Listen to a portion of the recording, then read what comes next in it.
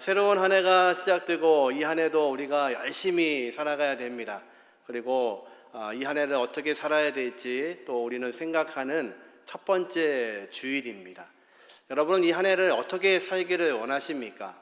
여전히 이 한 해에도 세상에 어려움이 있을 것이고 또 성경이 말하고 있는 땅의 것을 바라보고 사는 사람들이 있고, 그럼에도 불구하고 우리는 예수 그리스도께서 내 안에 들어오심으로 하나님의 자녀로 위의 것을 바라보라고 성경은 말씀하십니다. 위의 것을 바라보고 우리의 마음을 하늘에 두어야 됨에도 불구하고 여전히 우리의 시선은 이 한 해 동안에도 세상을 향할 수밖에 없고 세상을 부러워하면서 지낼 수밖에 없는 또 한 해가 될지도 모르겠습니다.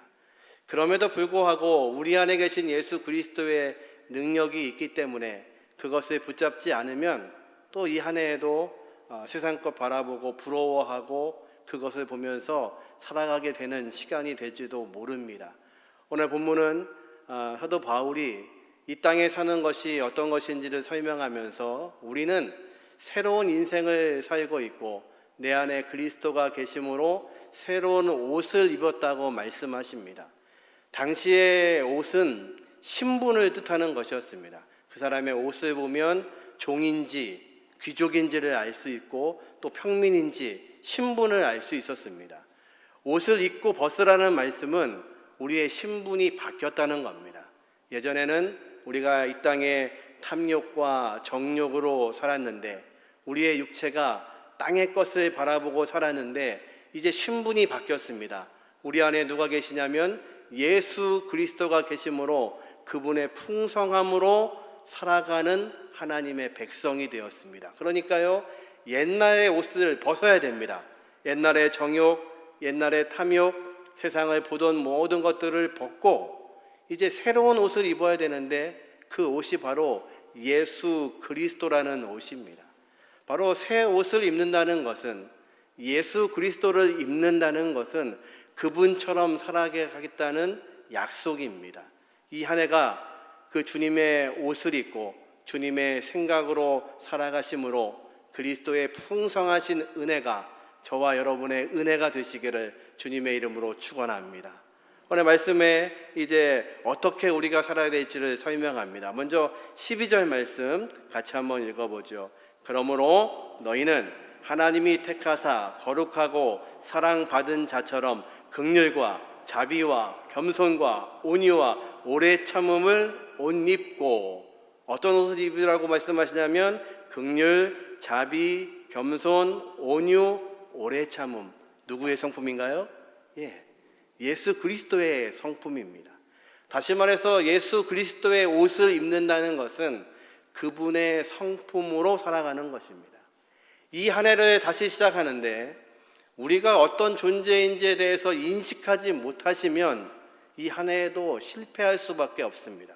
우리가 어떤 존재인지를 먼저 설명하고 계십니다. 먼저 12절 앞에 본문을 다시 한번 읽어보죠. 우리는 어떤 존재이냐면요, 같이 읽습니다. 그러므로 너희는 하나님이 택하사 거룩하고 사랑받는 자처럼. 아멘.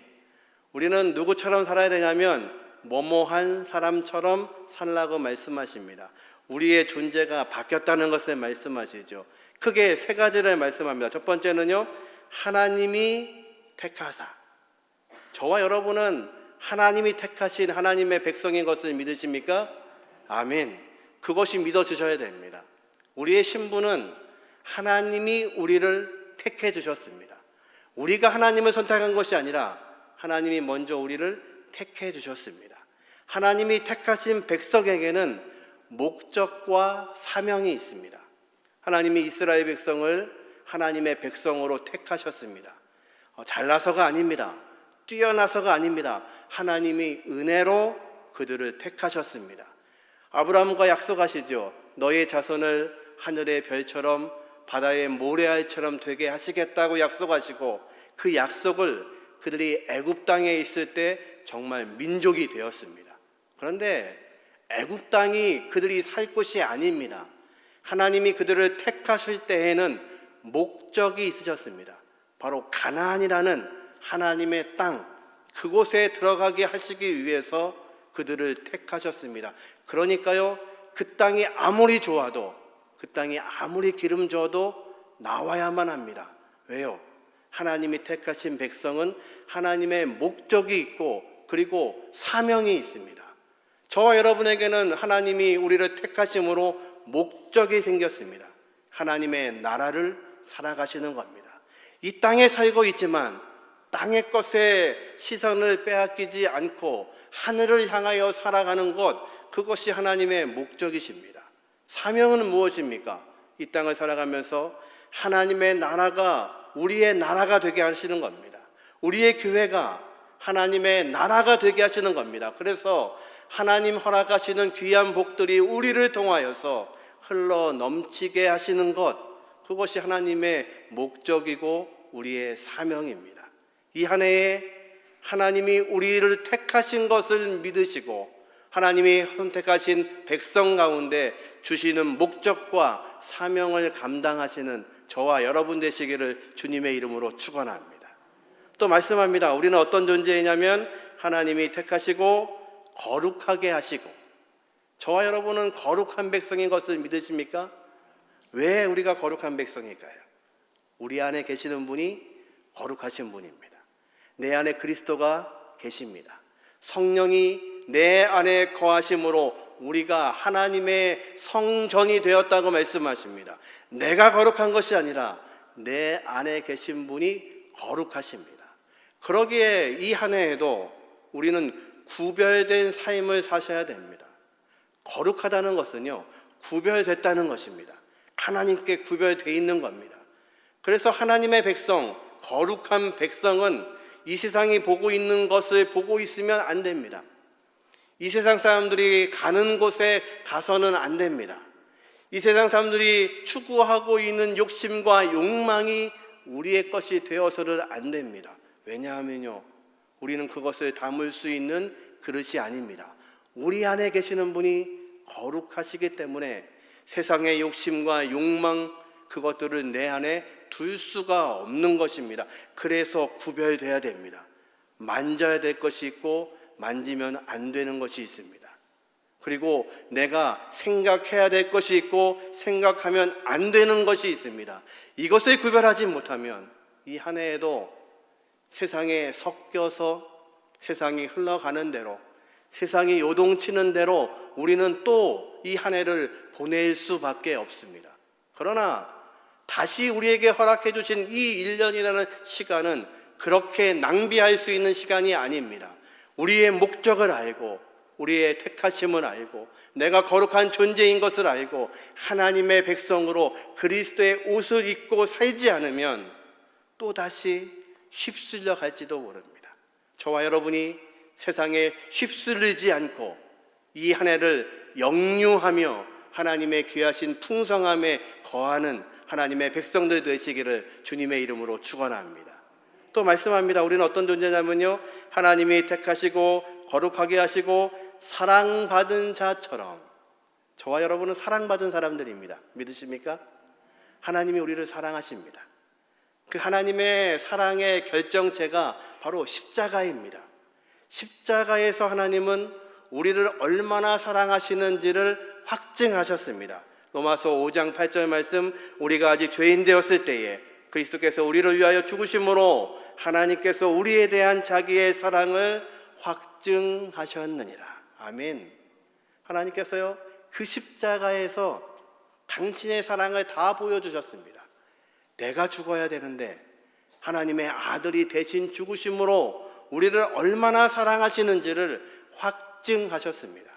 그러게 이 한 해는 우리가 어떤 존재인지를 기억하셔야 됩니다.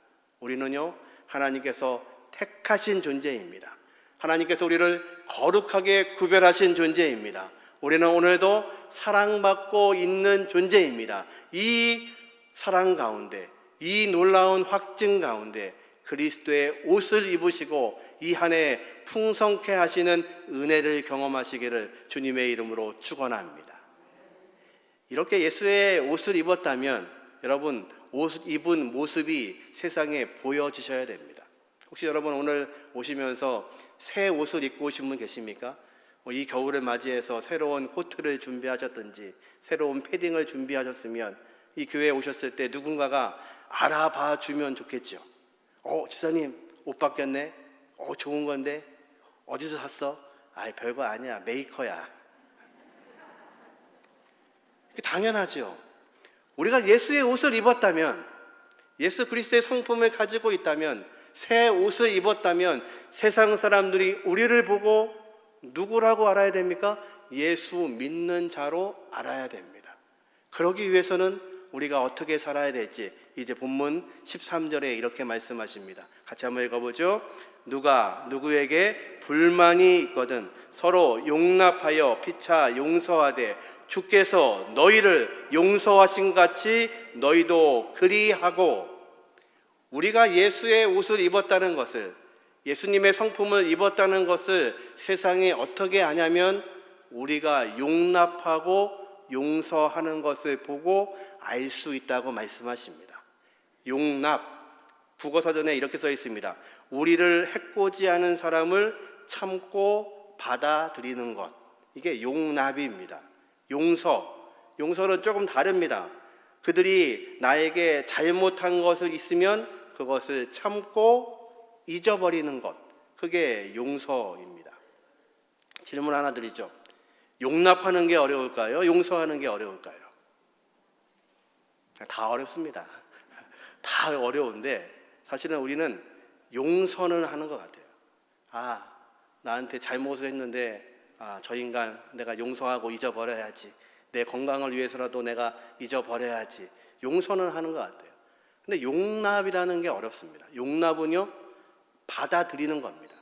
나한테 잘못한 것을 알고 있음에도 불구하고 그 사람을 받아들이는 겁니다. 이거 우리는 잘 못합니다. 그런데요, 우리가 계속해서 읽어온 골로새서 1장의 주제는 바로 이 용서였습니다. 1장 14절에 보니까 그 아들 안에서 우리가 속량 곧 죄사함을 얻었나니. 우리는 어떤 존재였냐면 하나님으로부터 속량받은 사람입니다. 속량이라는 뜻은요, 대신 값을 치러서 종을 자유하게 하는 것, 종을 사주는 겁니다. 그래서 그 주인에게서 자유하게 해주는 것이 속량입니다. 저와 여러분은요, 죄로 인해서 종되었던 사람입니다. 죄 때문에 우리의 발목이 잡혀서 우리가 자유가 없었던 사람입니다. 종이 자유를 얻기 위해서는 한 가지 방법밖에 없습니다. 종이 죽으면 그 주인에서 자유하게 됩니다. 우리 예수님께서요, 내가 죽어서 그 문제가 해결돼야 되는데 예수님이 죽으심으로 우리를 속량하셨습니다. 주님의 핏값으로 우리를 사셨습니다. 우리를 용서하셨습니다. 그것이 우리의 은혜입니다. 하루는 제 아들이 예수님에게 기도를 가르쳐달라고 합니다. 주님, 우리도 기도를 가르쳐 주십시오. 주님이 가르쳐 주신 기도가 주기도문이죠. 주기도문에 이렇게 말씀하십니다. 우리가 우리에게 죄 지은 자를 용서한 것 같이 우리의 죄를 용서하여 주옵시고. 주님은 그 기도문에 용서가 무엇인지, 우리가 용서를 받았기에 용서해야 된다는 말씀을 하십니다. 그리고 마태복음 6장 14절에 이 구절 다음에 기도를 가르쳐 주신 후에 한 말씀을 더 하십니다. 6장 14절 같이 한번 읽어보죠. 너희가 사람의 잘못을 용서하면 너희 하늘 아버지께서도 너희 잘못을 용서하려니와. 15절 너희가 사람을 잘못을 용서하지 아니하면 너희 아버지께서도 너희 잘못을 용서하지 아니하시리라. 무슨 말씀입니까? 우리가 왜 용서해야 되냐면 주님이 우리를 용서하셨기 때문입니다. 이유는 하나도 없습니다. 그 사람이 잘해서 용서하는 거 아닙니다. 마음에 들어서 용서하는 거 아닙니다. 마음에 들고 이뻐서 다시 용납하는 거 아닙니다. 이유는 한 가지입니다. 예수님께서 우리를 용서하셨기 때문에 우리도 용서하는 겁니다. 베드로가 하루는 예수님께 말합니다. 주님, 나에게 잘못한 사람이 있으면 내가 7번 용서하면 됩니까? 어마어마한 이야기를 한 겁니다. 유대인에게 7이라는 숫자는 6 다음에 오는 숫자가 아니라 완전수입니다. 이 얘기는 베드로가 이렇게 말한 겁니다. 주님, 나한테 잘못하는 사람이 있으면 제가 할 수 있는 범위 안에서, 내 성품이 허락하는 범위 안에서 최대한 용서하는 게 맞지요? 이렇게 질문한 겁니다. 위대한 질문입니다. 근데 예수님은 뭐라고 하시죠? 아니, 네가 말하는 것, 네가 할 수 있는 최대의 용서 완전수 7, 거기에 또 완전수 7, 거기에 그냥 완전수 7이 아니라 10을 곱한 77번씩 70번이라도 용서해라. 그러면 이 범위가 우리가 감당할 수 있는 범위입니까? 아닙니다. 이건 주님의 범위입니다. 그러기에 이 용서는 우리에게서 나오는 것이 아니라 주님이 우리를 용서하셨기 때문에, 그 하나님께서 우리를 사랑하셔서 속량 우리 죄에서 구원하셨기 때문에 하나님의 용서의 범위, 그것을 우리가 닮으라는 말씀입니다. 그러면요, 누구든지 용서해야 되나요? 예, 용서하셔야 됩니다. 내 범위를 넘었어도 용서하셔야 됩니다. 주님이 우리를 용서하셨기 때문입니다. 여기까지만 해도 버거운데 우리 주님이 또 한 말씀을 더 하십니다. 3장 14절 같이 한번 읽어보죠. 이 모든 것 위에 사랑을 더하라. 이는 온전하게 매는 띠니라. 용납하고 용서하는 것도 우리에게는 어려운데 거기에다가 무엇을 더하냐면 사랑을 더하라는 겁니다. 사랑의 별명이 무엇이냐면 이것을 온전하게 하는 띠입니다. 묶는 겁니다. 용서, 용납, 우리가 감당할 수가 없습니다. 어느 때는 할 수 있는 것 같고 어느 때는 못할 것 같고, 그래서 이거를 우리 마음속에 묶어 놓으려면 뭐가 필요하냐면 띠가 하나 필요한데 그 띠가 사랑입니다. 왜 사랑으로 묶으라고 말씀하시냐면 이 용서와 용납을 의무로 하지 말라는 말씀입니다. 때로는 우리는요, 신앙의 삶을 살면서 의무적으로 할 때가 있습니다. 용서하라니까 용서해야지. 아니요, 그것을 주님이 원하시는 게 아닙니다. 용납하라고 하니까 용납해야지, 그 의무를 말씀하시는 게 아닙니다. 때로는 이 예배도 우리는 의무로 드릴 수 있습니다. 몸은 안 따라주지만 그래도 예배해야지, 그것을 원하시는 게 아니라 하나님은 거기에 사랑을 더하라고 말씀하십니다. 오늘 여러분은 왜 예배하십니까? 하나님이 나를 사랑해 주셔서, 이 한 해에도 또 하나님이 나에게 힘주실 것을 믿기 때문에, 그 사랑이 더해져서 묶여져서 우리는 오늘 예배의 풍성함을 경험합니다. 사람을 도우라고 하고 구제하라고 말씀하십니다. 억지로 할 수 있습니다. 형식으로 할 수 있습니다. 율법적으로 할 수 있습니다. 그런데 거기에 사랑을 더해서 묶으라고 말씀하십니다. 우리가 사랑받았기 때문에, 우리가 그런 처지에 있었기 때문에 그 마음으로 구제하고 사랑함으로 우리가 나눔의 풍성함을 경험하는 겁니다. 우리의 공동체, 목장, 구역, 우리의 지역교회, 그 모임들 억지로 참석할 수 있습니다. 얼굴 봐서. 근데 그것이 아니라 거기에 사랑으로 묶으라는 겁니다. 하나님이 사랑해 주셨기 때문에. 이 사랑은 다른 것이 아니라 이 모든 것들을 묶는 수단입니다. 사도 바울이 그래서 고백합니다. 너희가 다른 것, 다른 사랑의 빛 외에는 아무것도 지지 마라. 사람을 사랑할 수 있다면 그것은 율법을 다 이룬 것과 같다. 그래서 율법의 완성은 사랑이라고 말씀합니다. 그 사랑이 저와 여러분에게 있기를 주님의 이름으로 축원합니다. 그래서 우리가 때로는 못하는 것, 말씀하지만 그렇게 살지 못하는 것, 여러 가지 말씀은 하시지만 내 주변에 들고는 있는데 감당하지 못하는 말씀의 것들이 있다면 주님의 사랑으로 나에게 묶여질 수 있기를 주님의 이름으로 축원합니다. 이 한 해에 주님 말씀들이 살아 움직여서 우리 안에 살아 움직여 주셔서 예수 그리스도의 옷을 입은 우리가 그 말씀으로 살게 하심으로 풍성케 하시는, 하나님의 나라를 경험케 하시는 이 한 해가 되시기를 주님의 이름으로 축원합니다. 어려우시죠? 1부 예배, 2부 예배 하면서 다들 얼굴이 요쯤 되니까 어려워하시더라고요. 올해도 사는 게 녹록지가 않구나. 예수 믿는다는 게 쉬운 일이 아닙니다. 예수 믿는다는 게 쉬우셔서는 안 됩니다. 왜냐하면 우리에게 주신 사명이 있고 감당해야 될 목표가 있기 때문에 그렇습니다. 그런데 놀랍게도 사도 바울은 15절에 이 모든 것들을 우리가 할 수 없다고 말합니다. 15절 같이 한번 읽어보죠.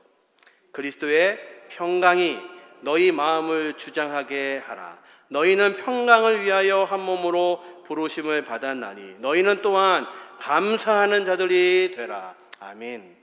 그리스도의 평강이 없으면 우리는 이 한 해도 살아갈 수가 없습니다. 세상은 평화가 없는 세상입니다. 이 한 해에도 죽을 둥 살 둥 세상은 또 달려갈 겁니다.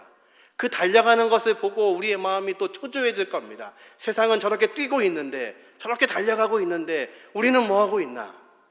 땅의 것을 보지 말라고 하셔서 위의 것만 바라보고 있는데 과연 이렇게 해도 되나? 이게 우리의 마음이 생길 겁니다. 그런데 오늘 성경은 말씀하십니다. 그리스도의 평강이 우리의 마음을 주장하게 하라고 말씀합니다. 우리의 마음을 주장하게 하라. 이 뜻은 이런 겁니다. 여러분, 운동 경기를 보시면 모든 운동 경기에 심판이 있죠. 심판은 뭐 하는 사람이냐면 같이 뛰는 게 아니라 뛰고 있는 선수들이 잘 운영될 수 있도록 관리, 감독을 하는 겁니다. 어떤 선수가 반칙을 하면 반칙이라고 하고 호각을 불고, 또 더 심하면 옐로우 카드도 보여주고, 또 더 심하면 퇴장도 시키고, 그래서 경기가 운영되도록 하는 것, 그것을 바로 주장한다라는 뜻입니다. 다시 말해서요, 우리의 마음을 주장하라는 말씀은요, 그리스도의 놀라우신 평강으로 이 땅을 살아가는 동안에 여전히 내 마음이 세상으로 끌려갈 때에도 끌려가지 않도록 이끌어오는 겁니다. 안 돼, 경고. 이 집사 그러면 안 돼. 더 가면 안 돼. 여기까지야. 우리의 마음이 또 세상을 향해서 뭉쳐져 가고 있을 때, 내 눈이 여전히 세상의 욕심과 욕망을 향해 갈 때 안 돼. 경고. 그리스도의 평강으로 다시 들어오게 하는 겁니다. 이 한 해에 놀라우신 그리스도의 평강이 저와 여러분을 함께 하심으로 우리의 마음을 주장하게 하시는 은혜가 있기를 주님의 이름으로 축원합니다. 다시 말하면 우리가 못한다는 뜻입니다. 우리가 이 한 해에 우리의 힘으로 살아갈 수 없습니다. 그리스도의 놀라우신 평강이 함께 하셔야 됩니다. 그래서 말합니다. 평강을 위하여 한 몸으로 부르심을 받았나니, 우리는 그 평강을 위하여 부르심을 받은 존재들입니다. 교회는 무엇입니까? 그 그리스도의 평강이 모여 있는 곳입니다. 그래서 서로 용서하고 용납하는 겁니다. 저 사람이 나한테 잘못을 했어도 먼저 가셔서 용서하시는 겁니다.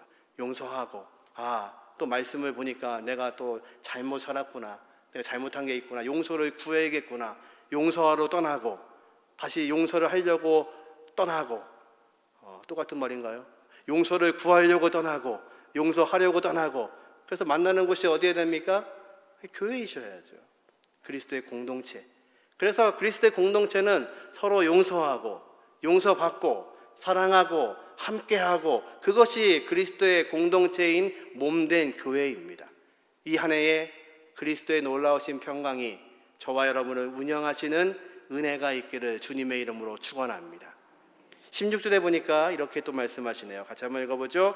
그리스도의 말씀이 너희 속에 풍성히 거하여 모든 지혜로 피차 가르치며 권면하고 시와 찬송과 신령한 노래를 부르며 감사하는 마음으로 하나님을 찬양하고. 팀 켈러라는 목사님이 그런 말을 했습니다. 예수를 믿고 있으면 밖으로 드러날 수밖에 없는 성품이 세 가지가 있답니다. 첫째, 예수 그리스도의 임재하심을 밖으로 드러내지 않을 수가 없답니다. 자연히 알게 된다는 겁니다. 또 하나, 그리스도께서 나와 함께 하심으로 내가 변화가 있습니다. 그래서 예수를 믿는 사람들은 이것이 보입니다. 주님이 함께하고 계시는구나. 저 사람이 변화되고 있구나. 또 하나는 감사가 나오기 시작합니다. 여러분, 감사는 무엇일까요? 감사할 수 있어서 감사하는 걸까요? 아니면 감사하기 때문에 감사가 생기는 걸까요? 헷갈리시죠? 감사는요, 나를 보면 할 수가 없습니다. 이 세상은요, 왜 감사하지 못하냐면 모든 것이 나를 향하여 집중됩니다. 내가 이 한 해도 살아가야 되고, 내 가정도 돌봐야 되고, 내 직장의 무게도 감당해야 되고, 세상처럼 잘 살아야 되고, 돈 많이 벌어야 되고, 건강해야 되고, 온통 나를 향하니까 감사할 수가 없고 세상의 모든 문제에 눌리는 겁니다. 근데 감사라는 뜻은 이런 겁니다. 하늘을 향하여 눈을 드는 겁니다. 하나님을 향하여 눈을 드는 겁니다. 그러면 모든 것이 감사임을 알게 됩니다. 우리가 잘 알고 있는 헬렌 켈러 여사 기억하시죠? 헬렌 켈러는요, 삼중고를 겪고 태어났습니다. 보지 못하고 듣지 못하고 말하지 못했습니다. 그런데 놀랍게도 그가 하나님을 찬양하는 사람으로 살았습니다. 그가 썼던 수필이, 이런 수필이 있습니다. 수필 제목이 3일만 내가 볼 수 있다면, 내가 3일만 하나님이 허락하셔서 내 눈이 띄어질 수 있다면 무엇을 하고 싶은가를 기록해 놨습니다. 첫째 날, 자기를 여기까지 인도하게 하신 그 선생님, 설리반 선생님을 하루 종일 그 얼굴을 바라보고 싶습니다. 그래서 이분의 삶과 모습과 모든 것들을 내 마음에 기억하기를 원합니다. 그리고 오후가 되면 하나님 지으신 자연을 바라보며 하나님을 찬양하고 싶습니다. 둘째 날, 아침에 일찍 일어나서 해가 뜨는 것을 보고 싶습니다. 그리고 아침에 박물관에 가서 내가 배웠던 역사에 대해서 보고 싶습니다. 오후가 되면 미술관에 가서 그 아름다운 그림들을 감상하기를 원합니다. 그리고 밤이 되면 하나님 지으신 밤하늘의 별들을 보기를 원합니다. 셋째 날, 아침 일찍 일어나서 출근하는 모든 사람들의 얼굴 하나하나를 보기를 원합니다. 저들에게 살아가는 생명이 있다는 것을 보고 싶고 얼굴 하나하나를 기억하고 싶습니다. 그리고 저녁이 되면 도시의 네온의 아름다운 불빛을 보고 싶습니다. 그리고 다시 내 침대로 돌아가서 3일 동안 나에게 눈을 보게 하신 하나님께 감사하겠습니다. 그리고 다시 영원한 암흑 속으로 들어가기를 원합니다. 여러분은 다 하실 수 있는 거죠. 지금 설명했던 그 3일의 내용들을 저와 여러분은 다 해왔고 새로운 한 해도 다 할 수 있는 이야기들입니다. 감사는 어디에서 오냐면 하늘을 바라볼 때 감사하게 됩니다. 새로운 한 해 하나님 앞에 감사의 제목을 찾는 저와 여러분이 되시기를 주님의 이름으로 축원합니다. 오늘 돌아가셔서요, 올 한 해 내가 해야 될 감사를 미리 한번 적어보십시오. 하나님, 우리 애들 잘 될 거 믿고 감사합니다. 하나님, 동행하실 거 알기에 감사합니다. 이 한 해의 감사를 미리 한번 해보십시오. 그 감사함의 풍성함으로 우리 하나님이 그대로 인도하실 것을 믿으시기를 주님의 이름으로 축원합니다. 마지막 절 17절을 읽고 마치려고 합니다. 같이 한번 읽어보죠. 또 무엇을 하든지 말에나 일에나 다 주 예수의 이름으로 하고 그를 힘입어 하나님 아버지께 감사하라. 아멘. 모든 것을 할 때 예수의 이름으로 하라고 말씀합니다. 그리고 그 힘을 주시는 분은 내가 아니고 하나님이 힘 주시겠다고 약속하십니다. 이 한 해를 살아가는 능력은 바로 그겁니다. 하나님이 힘 주실 것을 믿고 모든 일을 하실 때에 예수 그리스도의 이름으로 그분의 풍성함으로 함께 하심으로 이 한 해가 하나님 허락하신 놀라우신 풍성함이, 그리스도의 풍성함이 저와 여러분의 풍성함이 되게 하시기를 주님의 이름으로 축원합니다. 말씀을 정리합니다. 새해 첫 번째 주일 말씀을 나눴습니다. 예수를 옷으로 입은 사람들은 어떻게 살아가야 될지, 첫 번째, 내가 누구인지 분명한 자기 인식을 가지셔야 됩니다. 내가 누구인지를 알지 못하면 이 한 해를 출발하실 수 없습니다. 우리는 어떤 존재이냐면 하나님이 택하셨고 거룩하게 구별하셨고 그리고 사랑받고 있는 존재입니다. 이것이 있어야 이 한 해를 시작할 수 있습니다. 두 번째, 하나님 나라의 백성의 풍성함에 참여하십시오. 하나님의 나라는 풍성한 곳입니다. 그 풍성함을 세상이 어떻게 알 수 있냐면 우리가 용서하고 용납하고 사랑으로 띠띠고 있는 것을 세상이 보아야 됩니다. 이 모습이 저와 여러분의 모습 되기를 원합니다. 마지막으로 오직 예수의 능력으로 항상 감사하는 자가 되십시오. 우리의 힘이 아닙니다. 하나님의 능력, 예수의 능력이 우리를 감사하게 합니다. 하나님을 바라보시는 것이 감사의 제목이 됩니다. 이 한 해에 이 말씀처럼 사셔서 그리스도의 놀라운 풍성함이 저와 여러분의 삶 가운데, 우리의 가정 가운데, 특별히 우리의 자녀들 가운데, 우리의 일터 가운데 풍성하게 맺히게 하시는 은혜가 있기를 주님의 이름으로 축원합니다. 다 자리에서 일어나셔서 우리 같이 찬송하겠습니다. 예수를 나의 구주 삼고.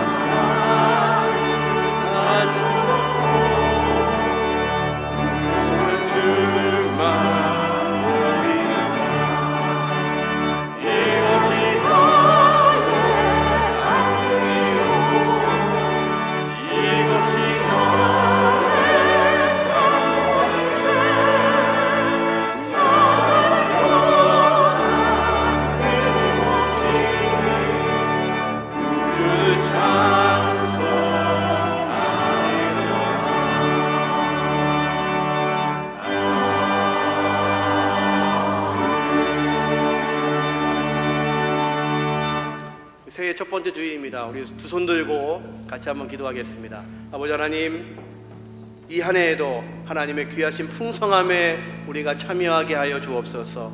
예수 그리스도의 옷을 입은 자로 살아가기에 부족하지 않도록 인도하여 주옵소서. 아버지 하나님, 우리의 생애 가운데 세상은 바라보지 아니하고 땅을 바라보지 아니하고 하늘을 보며 이 한 해도 살아가게 하여 주옵소서. 그런 능력을 허락하여 주시고 감사가 넘치게 하여 주시고 주의 말씀처럼 용서하고 용납할 수 있도록 은혜를 더하여 주옵소서. 우리 통성으로 같이 기도하겠습니다. 언능하신 아버지 하나님, 감사합니다.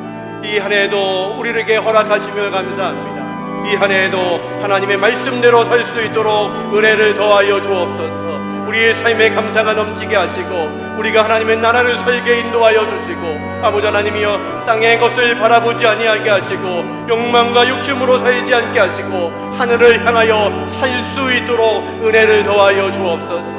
아버지 말씀하여 주옵소서. 우리의 가정을 아버지 장중에 붙들어 주시고 함께하여 주시고 우리의 자녀들 가운데 하나님 함께하여 주셔서 이 한 해에도 하나님의 놀라우신 것을 경험할 수 있도록 인도하여 주옵소서. 전능하신 아버지 하나님, 감사합니다.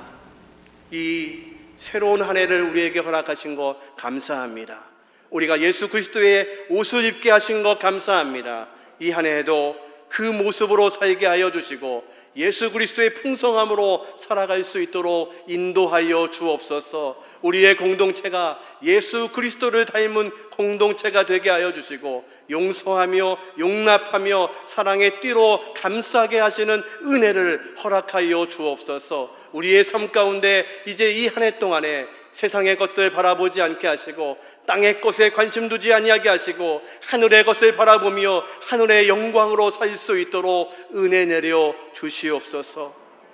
지금은 우리 주 예수 그리스도의 은혜와 아버지 하나님의 지극하신 사랑하심과 성령님의 내주 역사하심이 이 한 해에도 하나님의 말씀에 순종하며 살기 원하는 각 사람들 머리머리 위에 지금부터 영원까지 함께 하시기를 예수님의 이름으로 간절히 축원하옵나이다. 아멘.